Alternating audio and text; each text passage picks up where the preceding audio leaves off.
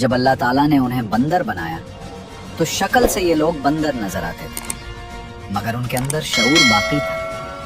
ये लोग इंसानों की तरह बात नहीं कर सकते थे, मगर अपने रिश्तेदारों को देखकर पहचानते थे। ये कहानी है एक ऐसी कौम की जिन्होंने अल्लाह ताला की नाफरमानी की, तो अल्लाह ताला ने उस कौम को इंसान से बंदर बना दिया। 1200 साल कब्ल मसीह बहरा अहमर के करीब एला नामी एक बस्ती थी।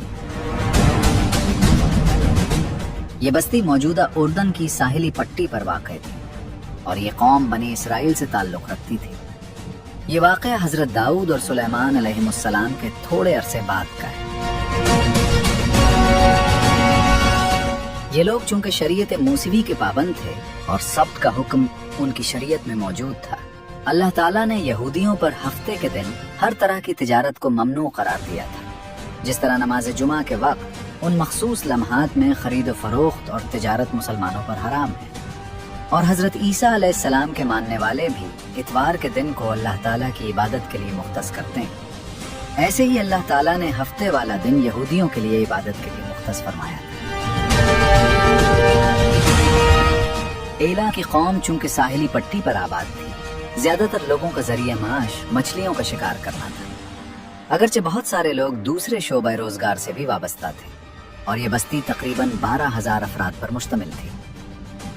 जब अल्लाह ताला ने हफ्ते के दिन शिकार की ममानियत फरमाई तो आजमाइश के लिए हफ्ते के दिन पानी में मछलियों की तादाद ज्यादा कर दी, जिसकी वजह से वो लोग लालच में आ गए और उन्होंने शिकार के लिए हीले बनाए। वो लोग हफ्ते वाले दिन जाल डाल देते थे और अगले दिन इतवार को मछलियां निकाल लेते थे और कहते थे कि हमने ये शिकार इतवार को किया है। बाज लोग समंदर के किनारे मखसूस रास्ते और नालियां बना लेते थे और हफ्ते वाले दिन जब मछलियां ज्यादा होती थीं तो वो उन नालियों में पानी छोड़ देते थे, जिसके साथ मछलियां भी आ जाती थी, और फिर वो रास्ता बंद कर देते थे। अगले दिन उन नालियों से मछलियां निकाल लेते थे और कहते थे कि हमने ये शिकार हफ्ते को नहीं किया। इसी को हीला कहा जाता है, जिसमें जाहिरन फर्माबरदारी होती है मगर हकीकतन और अमलन नाफरमानी होती है। हीले के जरिए सिर्फ इतना फर्क आ जाता है कि वो खुल्लम खुल्ला नाफरमानी नहीं कहलाती, अलबत्ता उसमें मक्कारी, चालाकी और अखलाकी गिरावट का उनसुर गालिब रहता है। जब वो माहीगीर इस तरह की जालसाजी करते थे तो उस वक्त उनके उलमा और मजहबी तबके ने उन्हें इस चीज से रोका और मना किया कि ये गलत है, ये सिर्फ शक्लन फर्माबरदारी है मगर हकीकत में धोखा है। उन्होंने अपने बड़ों की नसीहत न सुनी और इसी तरह हीले के जरिए हफ्ते के दिन शिकार करते रहे। अल्लाह ताला ने बतौर सजा उन माहीगीरों को जो हफ्ते के दिन हीला करके शिकार करते थे, उन्हें इस नाफरमानी के जुर्म में बंदर बना दिया। ये लोग पूरी कौम के लिए बल्कि आसपास की कई बस्तियों और इलाकों के लिए निशाने इबरत बन गए। मुफस्सिरीन के मुताबिक जब अल्लाह ताला ने उन्हें बंदर बनाया तो शक्ल से ये लोग बंदर नजर आते थे, मगर उनके अंदर शऊर बाकी था।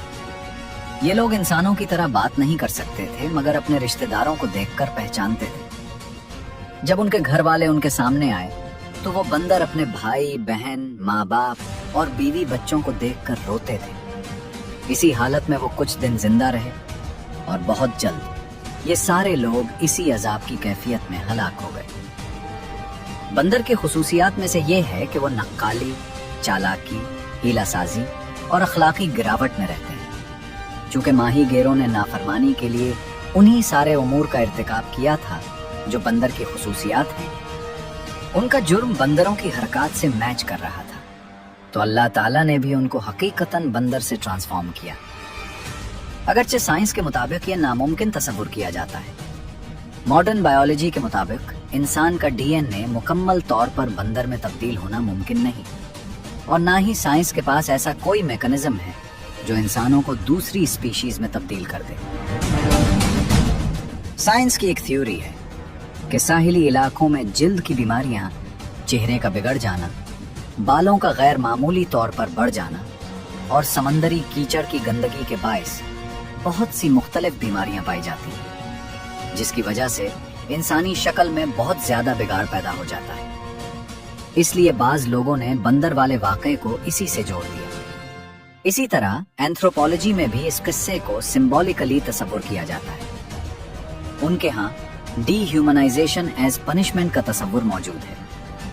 एंथ्रोपोलॉजी का मानना है कि कदीम ज़माने में बतौर सज़ा बाज़ दफ़ा इंसानों के साथ जानवरों वाला सलूक किया जाता था और बाकायदा उन्हें जानवरों वाला स्टेटस दे दिया जाता था। जैसे कदीम रूमी गुलामों को बीस्ट्स यानी दरिंदा कहा जाता था और उन पर तशद्दुद किया जाता था। इसी तरह बाज़ अफ्रीकी क़बाइल में मुजरिमों को जानवर का लिबास पहनाकर जंगल में छोड़ दिया जाता था।